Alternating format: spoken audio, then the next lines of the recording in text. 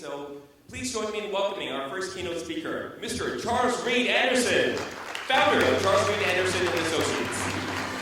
Mr. Anderson, while we're getting ready, would you like to say hello to everyone, please? I guess I don't have a choice, right? So I can do a little dance, so I'm going to dance maybe. That would be great.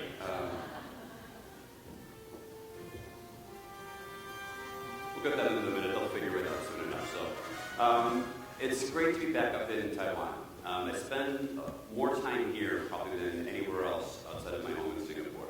I've been doing events here for the last 5 or 6 years, and I get to talk to a lot of the different vendors and government agencies about the Internet of Things. As you may know, I recently just started my own company. Before, I used to head up IoT and mobility for the analyst firm IDC. And it gives me some unique insights into the market. Because what that role allowed me to do was meet with all the technology vendors, and then all the governments and all the end users to think, get their opinions on what they think about the Internet of Things and where it's going. So by doing that, you get these unique insights because you realize that a lot of people say things that build up a lot of hype. But then when you talk all the way through that ecosystem, you realize the other people really don't believe what they're saying. So what I've been trying to do is actually find ways to drive this ecosystem going forward. Okay, that was enough ad-libbing. Now I can start my presentation. With our applause, please. Everyone. All right. That's it. So, thank you.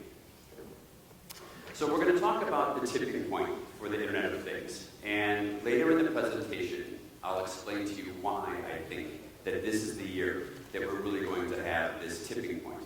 And what I think is slowing the industry back is that sometimes we push hype instead of actually value. And I think that this is what's caused me to have sort of a love-hate relationship with the industry. And this isn't new. It's been going on for far too long. So I've been doing mobility since before there was a BlackBerry. So it's been around that long I've been looking at these things. And what I've seen is we have these amazing pieces of technology, and we just don't know how to drive the value of it. We have all the different components to transform businesses, to transform our personal lives. But we struggle. We can build the technology, we don't know how to implement it. We don't know how to give value back to us as the citizens, as the consumers, or as the employees. So we really need to change it. But what we've been doing is sort of building up this message all the time, saying, especially on the Internet of Things, we're going to change the world. We're going to change your world. And you've heard so much about it, but what does that actually mean? So when you talk to people, and the vendors especially, they'll say, we can connect up everything. Now, let's just take the simple potato. The potato, they're saying, we can put sensors in the ground in Idaho where we grow the potato, and then track that as it goes in the shipping company to the train that takes it down to the port in Los Angeles, across in the container ships that take it across the ocean where it enters Asia, back into the vehicles that take it to the retail store and into the hands of the consumer. We can do all of this. Technically, we can do this. The problem is we don't do this. We're barely doing any of it. What we end up doing is promising this beautiful action figure that's got all these fun little gadgets attached to it. This is the promise. In reality, what we're delivering are just these tiny components right now. We're not connecting up the entire ecosystem of the potato from where it's grown in Idaho, so you buy it here in Taipei. But what we are doing is building up these modular elements, and it's very similar to a Lego. It's about adding these modules together to start creating the solutions. So even though we're over-promising a bit right now, that's not a bad thing. We're building the foundation that will start transforming industries in our lives in the future. So what is really driving the market in Asia Pacific? And as was mentioned earlier, a lot of the things that people are investing in right now aren't investments to actually drive new revenue streams. They're investments to help them cut their costs. It's about increasing productivity, improving product quality or the time to take a product from concept to market, automating business processes, reducing costs, and faster, better decision-making. Now, let's be honest, this isn't the most exciting list of things. You think about Internet of Things, it sounds amazing. We've got AR, VR, wearables, but we're doing this. This is also okay. It's evolutionary. You just don't jump in right away with these amazing solutions. People will start doing it because this is a safe way to invest in the Internet of Things. It's easier to justify an IoT investment and to get an ROI if you're trying to save costs rather than generating an unsure revenue stream. But this is just the beginning. This is the same thing that happened with mobility. This is what happened when we moved into the cloud. It's no different. It's an evolutionary process, and we're sort of just stepping into that right now. But it's time for change. And like I said, this year is the year that I'm viewing as the tipping point, because we've done enough of this building up the hype and doing the basics. It's time for us to really start implementing these solutions. And that means we need to change our approach, because what we've been doing to date is not working very well. We're doing little bits of solutions, but you've all heard the massive forecast. There's going to be 70 billion things connected, or 50 billion, or 30 billion in a few years. How are we going to get there? Everyone loves talking about these big numbers and the future of the Internet of Things. What we should be focusing on is how we transition from where we are today to get to there in the future. And I was at an event recently, and it's probably the best quote I've ever heard about the Internet of Things, and it aligns very well into my messaging item as well. And that's that the Internet of Things is too important to be left to the technologists. Now think about what that means. IoT, we develop products. You've got amazing manufacturing capabilities and technology companies here in Taipei, but that's just the technology side. These solutions need to come together to actually work together to create a single solution. So these products, someone might make a sensor, someone has to connect it to a network, there's got to be an application. They need to work together. Then it's got to be applied to a business. And the thing is, if just technology people do it, we don't get the business value. We need to bring in a wider audience and non-technical people to actually drive the Internet of Things. So the key to doing this is collaboration. And when we talk about collaboration or working together, I think there's 3 distinct areas that we need to start driving this collaboration. And the first of it is simple. It's within your companies. I don't care whether you're a technology vendor, a government organization, an enterprise customer, whether it's manufacturing or retail. We have to start bringing these teams together to start delivering value. And when we think about what I mean by collaboration, everyone loves talking about digital transformation right now. It's the new buzzword of what we're trying to do. Well, IoT can do that, but it involves collaboration. And what you think is, normally with IoT, the Internet of Things, we'll just give it to the technology department. Let IT run with it. But that's not going to work. We need to bring in these wider audiences. First of all, you need senior management support. And very rarely do you get a lot of organizations where the senior management are extremely up to date with technology. But we need them to be brought into this, because they're the ones who are going to help support these initiatives when they go through. If senior management is not bought into some technology program, the first sign it's not going well, they're going to jump off it. We need to involve strategy people, because your business strategy needs to be defined by this. You need to end up, it could be about improving your competitive advantage, about driving efficiencies. You will design your strategy based on these new technologies that will be implemented. Now, these are normally non-technical people, but they need to be involved with IoT because they can also look for the opportunities. And another group is operations. We always talk about modifying or enhancing or streamlining business processes. Those processes sit under the operations department. They know how the different business processes go or the user profiles go. They can look for ways where we can bring in technology to enhance that. Then you've got finance. They're more concerned about, are you going to throw away my money, or are you going to drive tangible business value with these initiatives? So you have to get them involved, because let's face it, they're the ones who are writing the check. You won't be able to drive these initiatives unless you get the finance team involved. Marketing, of course, because especially when you look at things like retail, these technologies and these solutions are going to fundamentally transform the customer experience. So how can we be putting that messaging out there and showing how we're going to interact with you in a different way? Or it could be that they're going to be effective because you want to start using things like Beacon or communicating across many different channels, whether it's going to be social media, it could be your messaging apps, people like Zalora are communicating through Line. These are ways they need to be involved in the decision. And most importantly, we need to bring in the end users, the people who will be using these technologies in the future.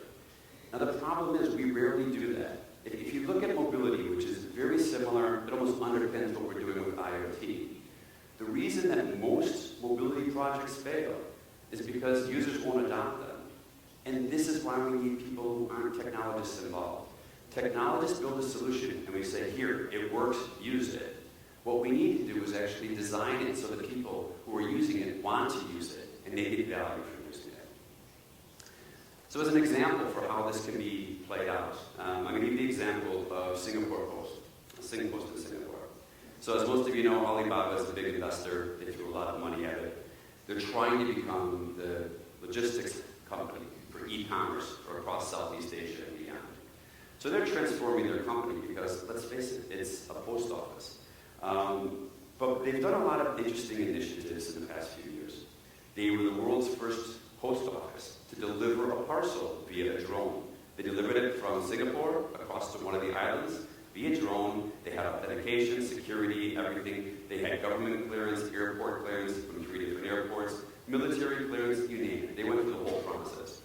But that's not as interesting, because that's something that's really cool, but it's not really going to happen. I'm not going to be having a drone landing on my balcony and giving me my post every day. What is interesting is how they decided that we needed to transform how people pick up their post and their parcels. But how do I do this? Well, the guy who they brought in to do it had the ideas, but he didn't have the management support. So what he did a couple of years ago, during the holiday season, he developed an application. And he got management's commitment that everybody in management would spend one day either delivering post or working in a post office during the holiday season. I can imagine how that conversation went, because not many people would like to work in a post office when it's crammed with people. But by doing that, those people, those senior management decision makers, now understood exactly what needed to change and how to change that experience. Since then, they've supported him in launching some amazing new initiatives. They have things called pop stations, which are all around the city, and they're private boxes where I can have something I ordered from Amazon in the US delivered to a box. I don't have to go there during opening hours or wait in a queue. I can go in there, type in my code, and the box opens up. They've also leveraged beacons, where if I have the app on my phone, it knows when I walk in, and it'll notify my phone saying, would you like us to open the box?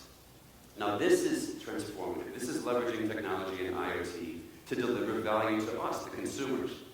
But what's important is they couldn't have done it if they didn't have that senior management support. So whenever you look at these initiatives, don't always think about just the technology. Think about who's going to help you in that process and support you so you can actually deliver it. Next thing we're going to talk about is vendor collaboration. And we all talk about the Internet of Things, and we think of products. You might think of a wearable, of HTC Vive headset, the VR headset. But it isn't about individual products. It's about combining multiple products and pulling them together. So when you think about the ecosystem, we have these things that we talk about connecting all the time. This is just one component. They don't exist without the other things. There's data that thing is going to collect, send through a network, then goes through a platform, all the way back to an application. And then that data gets stored down here. And then across all of this, goes back and forth. You have your security, your integration, and your support. Now, the reason I show this is, say you're somebody like HTC, and you've got this Vive headset here, the VR headset. That's one component. To take this whole solution to market, you need to partner with people all the way through here. The same thing goes with any wearable manufacturer. So the key thing about this isn't about just vendors creating a great piece of technology. It's about their partner ecosystem. If they can find the people to actually bring these things together. Because if it's just on its own, it's just a piece of technology. And also, if you're ever looking at solutions, if there's end customers here, or where you're going to go out and try and buy an IoT solution, if any vendor comes to you and says, I've got a solution, walk them through this. See where their product sits, and see who their partners are. If they can't line all this up, they don't have a solution. They have gaps that need to be filled. But when we start bringing this together, it's where you start creating very interesting solutions. And what I like seeing now in Asia, the first year or two with IoT, we struggled to develop these partnerships because most of the big brands said, oh, we're going to wait because in the US, we've just announced this partnership with so-and-so, or in Europe, just announced this partnership. By the time that stuff ever comes into Asia, it's way too late. So what's happening now is you're starting to see a lot of local partnerships being formed, some informal ones, but from some of the world's biggest brands. Because let's face it, the market in Asia is the biggest market for the Internet of Things. It's going to be where it is driven, it's where it's transformed, and we need to start to be more aggressive. Instead of waiting for Western Europe or the US to drive this, we should be creating our own partnerships to do it now. And I think it's great because you see a lot of Taiwanese companies out there now getting involved across the region. I mean, I'm at an event next week, and Advantech's one of the big partners there, leading that. You're starting to get much more active, but this is very important.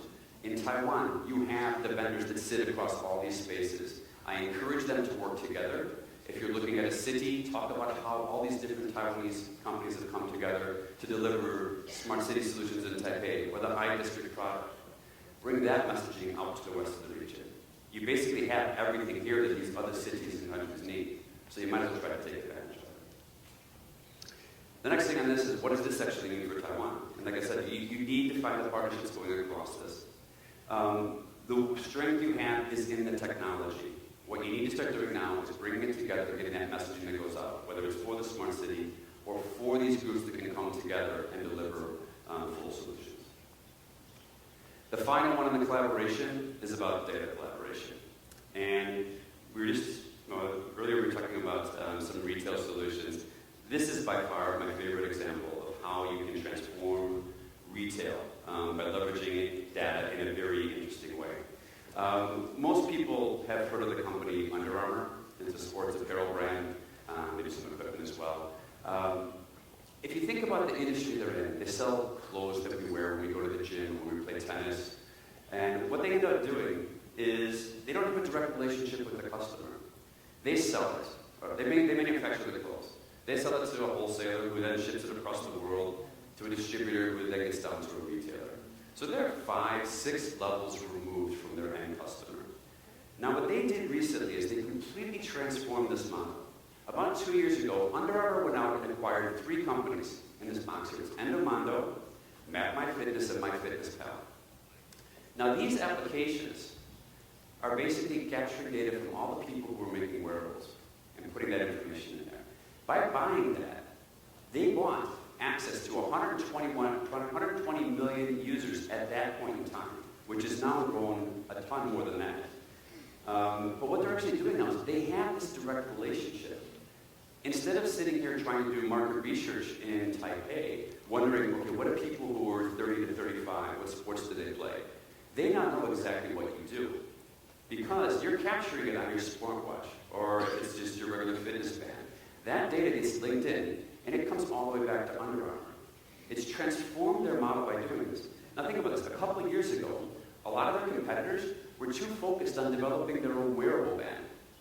But what Under Armour did is said, well, I don't care about the piece of technology. All I want is the data that's coming off of it. And they found the companies that were aggregating it. When they did these acquisitions, it went largely under the screen. No one really noticed it. But I saw this and I'm like, this fundamentally transforms this industry. And now I'm going to give you an example of how much it transforms. This is in Copenhagen. It's a cold day. A guy's going running. He captures that information on his watch that I'm running across Copenhagen. Sends it to Endomondo, who is now sharing it with Under Armour. Under Armour then also pulls in third-party data and says, I know the weather information. Under Armour then sends an email, a targeted marketing email message to the user saying, today was the coldest day of the year. Were you prepared? Check out our latest winter running gear. This isn't the future. This happened to a friend of mine. So this is the stuff they're doing today already. If you talk about how the power of analytics can change things like retail, look at what they're doing with different data sources. Under Armour already had their own data. They bought companies that gave them more interesting data. And now they're combining that again with weather data. And this transforms the process.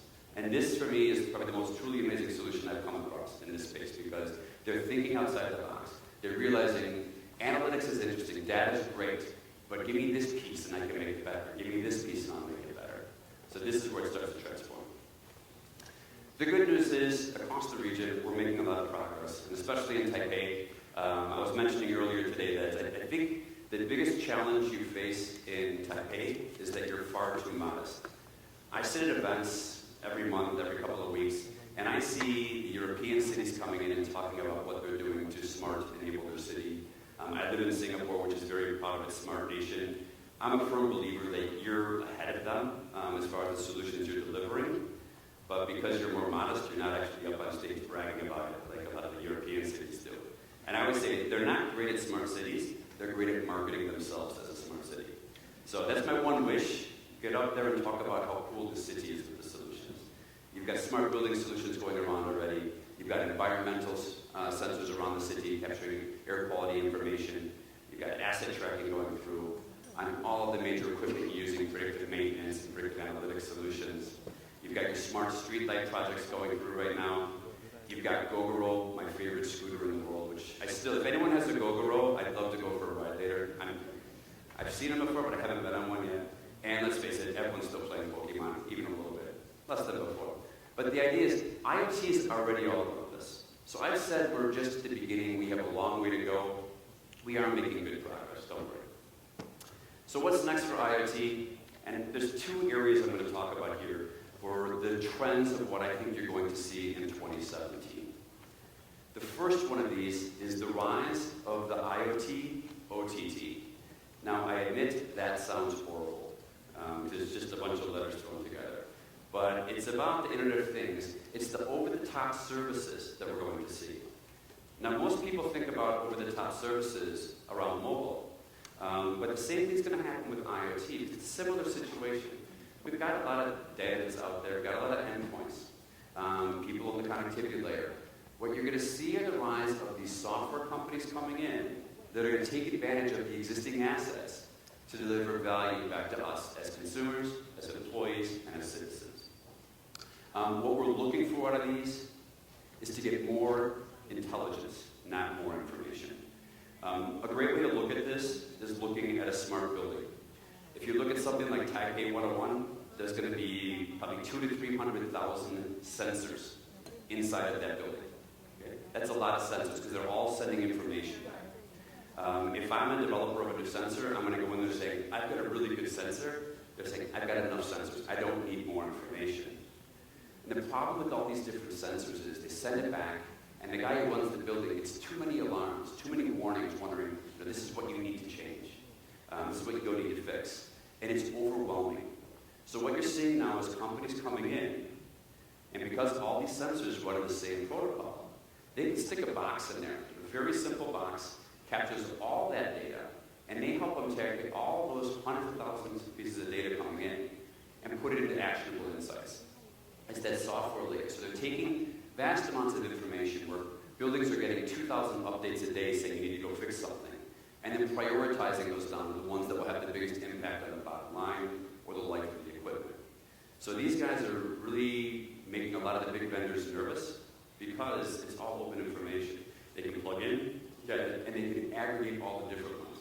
What you normally have in this industry is the people like Honeywell, Schneider, Johnson, they want you to buy theirs and only theirs. So they don't want to share across. These guys aggregate all of this. So this is a very disruptive space. The other side of it that I think is very interesting right now is around video surveillance. So most cities have a lot of cameras. I've spent most of my adult life in either London or in Singapore. So probably the two most surveilled cities in the world. So I've been on more cameras probably than anybody here. But what's interesting about this is people are always coming up with a new camera.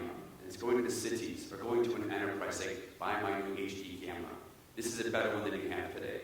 And they're like, what? All of these things are ready. Even some of them are old, pixelated cameras. I've got some new ones here. What they're now starting to find is vendors that can come in there and do the video analytics using any piece of equipment you have, any old camera. And what that is, I think about this, why do people want to do this? Because they don't have to invest in the CapEx. They don't have to go buy new cameras. They don't have to go buy new sensors for the buildings. All they're doing is buying software that sits across the top, and it's as a service, so they pay as much as they need to, and they're getting quick returns on it. So this is the big opportunity. It's that software layer. We've got enough equipment to deploy. People are overwhelmed. Help them change, transform from actually getting more information to delivering intelligence back to them. The second one, this will get a little bit longer. It's about low power WANs. Now, honestly, how many people know what a low power WAN is? Good, this is going to be fun. Okay, you don't realize it yet. This is going to change everything for you. It sounds crazy. The first time I heard of it, I thought it's the worst acronym ever. But it's a very cool thing. And I'll explain to you why I think this is something that we all need to be aware of this year. So, as you can see, Low Power WANs connect things. What it basically is a dedicated IoT network. The challenge we face on our mobile networks is, as they are today, if we do connect up all these things that analysts are forecasting, we can't handle it. We don't have networks to run on it. So we need these dedicated IoT networks. And what you have is there's two main competing parties on this. The first of which is going to be Sigfox and LoRa. And this is unlicensed spectrum. They don't even need to go out there and get government approval in most countries. They can come out there and just run these things. And the other one, the other one is called narrowband IoT. Now I'll explain what these are a little bit more later, but the interesting thing is Sigfox actually operates or is building out its network in Taiwan right now. It's a company called Univis. So keep an eye on them. It's going to be very interesting when they come out. But these things are going to transform the way that we're delivering IoT. And it isn't because of the technology. And I'll explain this now because vendors always want to know, who should I go with? Should I support these different guys? Should I support Sigfox? Or should I go with LoRa? Or should I go with narrowband IoT? Now, I realize you're not experts in this, but I'm going to try and explain to you why I think it's important. And it's about who backs the technology, and then who the people who are going to operate these networks. And I think you'll start to get a hint of why I think this is going to transform everything. Narrowband IoT, all the mobile operators are going to be looking at this. Right? So, but basically, it's backed by the guys selling to the mobile operators. So the biggest, or some of the biggest ICT brands in the world right now are going to be pushing this very hard this year. So you're going to see a lot of investment going into this. But what's interesting is they're all busy lining up their partners and their operators across the region. Nokia is working, I think, with all 6 different operators here on either narrowband IoT or 5G. They also are working across Korea. For me, the 2 key markets for this technology are Taiwan and Korea.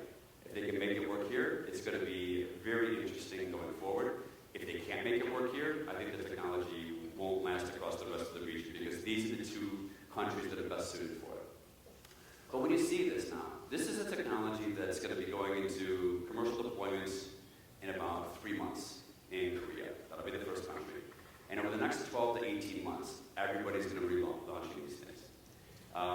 What that means is all these big vendors, and this is just a sample of who's in Asia, are going to start spending a lot to advertise it. But what's interesting, if you look at the people doing it right now, it's all about just the connectivity. It's all just about the technology right now. It's not about the solutions. Now, when you go to something like LoRa, which is a competitor to it, it's backed by hardware vendors, but it's also backed by a lot of solution providers. So Activity does a platform for IoT. IBM is looking at this from the solution perspective. I like this because what's happening is you're getting people saying, okay, fine, there's connectivity, but people who deploy solutions are bought into this now, and they're backing it. And then you have some of the operators doing it. Some of the fixed or mobile operators will do it, but more interestingly, you're seeing fixed operators doing this.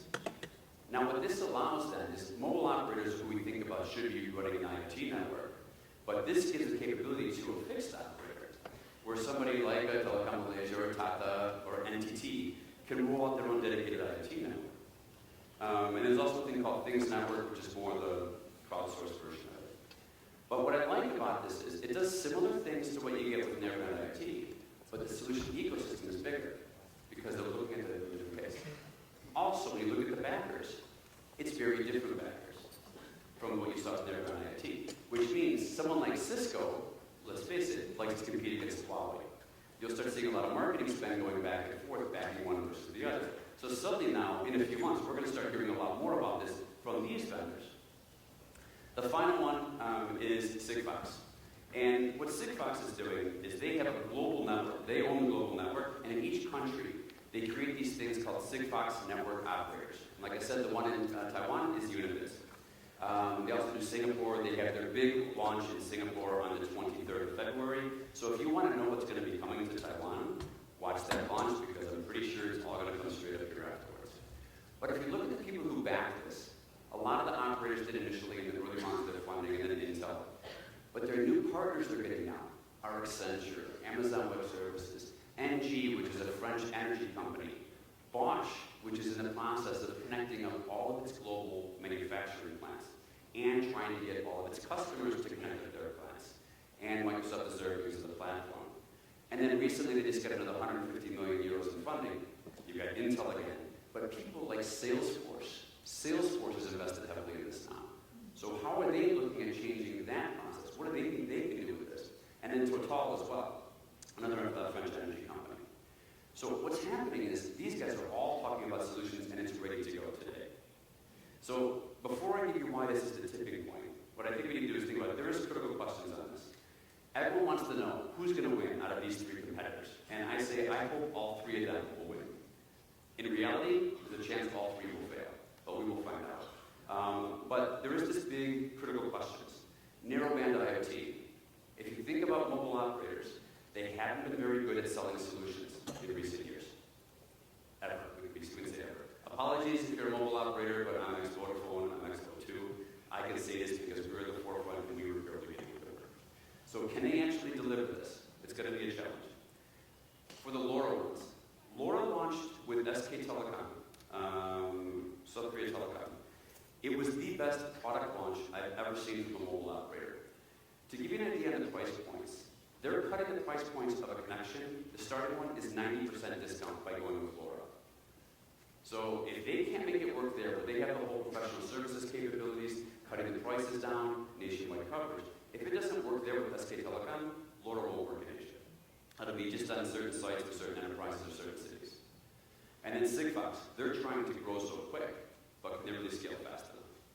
Because every country they go into, it's a startup. But what's interesting is, when they build these startups for Sigfox, they're not really building operators, they're building more systems integrators. And you might have seen one of their partners that they have for Japan is Kyocera, which is an integrator. They're actually focused on delivering solutions, not just providing connectivity. So, but they all have questions. We'll have to see what happens in the end. The good news is, this is why these things are going to be successful. We desperately need dedicated IoT networks, so there's a market demand for them that way. Like I mentioned, the prices are extremely low cost. You're talking about 90+% cost savings. And finally on this one, smart city demand. If you talk to anybody in government around the region who's doing a smart city initiative or a smart nation initiative, they cannot wait for these to come out. Because these create the platforms for your cities that then allow all your smart developers, your application developers, your citizens, your university students, to start developing these crazy new solutions that will transform our lives. The solutions for IoT for the future aren't going to come from the big vendors. They're going to come from people like you and me who just decide, you know what, I want to change something in my district or in my area of town, and you start developing your own solutions. So the good news is, it's going to succeed. Bad news is, it's also going to fail. And there's a lot of questions around this which really make me wonder how well they'll do. Number one, all those vendors, that's pretty much the biggest vendors in the ICT space, are looking at this and they're going to start throwing marketing money at it. But they're also going to be saying, I'm better than this one, don't use that, use me, and we're going to confuse the market. It's very fragmented. So you basically have three competing technologies, all backed by some brands. We're going to really market this. It's going to be a very challenging market. Use cases. These are the things that are going to operate on those networks. What you'll see from almost all of those vendors that are doing it, they're going to talk only about the connectivity. So promise me one thing. If they come to you and want to talk to you about it, say, I don't care about the connectivity. Tell me what use case, what solution, what business process am I going to put on your network? We need to challenge them because right now we don't have the number of them. We don't have good explanations. We always hear about you can connect up your mousetraps in Amsterdam. So what? That's one solution. That doesn't fund everything going forward. Skills shortage. We talked earlier about the importance of getting non-technical people involved in IoT. This is the same thing here. We need people who are not technical to look at a business process and give their inputs. But even if we wanted to do this, there's not a lot of people who really get the space right now. So we need to keep educating people, and that's not old people like me. That's we need to think about the people who are at university or earlier right now. How are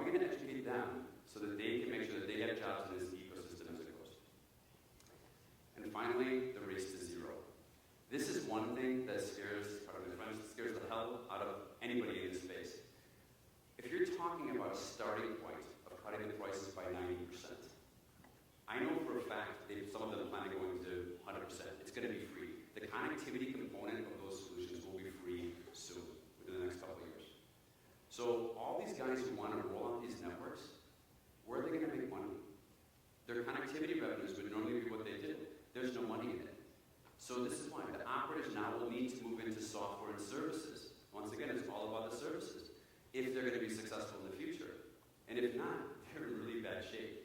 And it's the tough question that everyone's afraid to ask. And when I say this in front of mobile operators, they don't like it.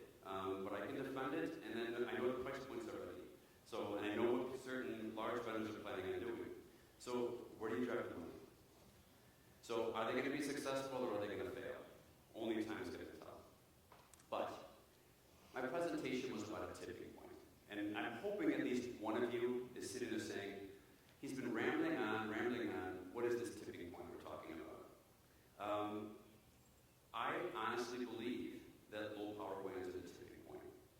Because what we've had in recent years is some of the biggest vendors in IT have been coming out talking about their solutions, but there's no real effort to push the market forward. Everyone puts a little bit of spend on it here, a little bit of an incentive here. What low power WAN is going to do is not only bring together the mobile operators and the fixed operators, but it's the hardware vendors, the software vendors, the services providers across the top, the smart cities that are driving IoT, wanting to do it, the enterprises that are going to be doing it, the industries like manufacturing and retail that can now connect the things across the value chain. Everyone's going to come together and try and leverage one new development to transform their businesses. It doesn't mean it's going to be successful, but it's like this match here. These networks are the first strike. As soon as this hits, it's going to start moving on, and we're going to start pulling more people into it. And this is important because even if it all fails and becomes a mess, what we've done is we've brought awareness around IoT and how we can transform it, and we'll understand what we need to do to make it successful in the future.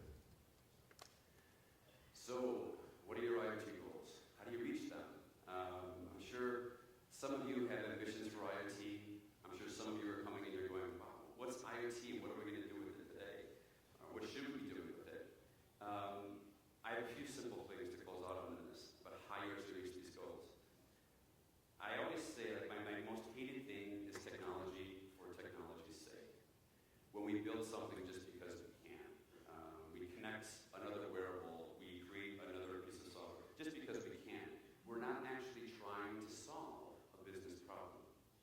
And let's face it, these things only get signed off when you solve a problem.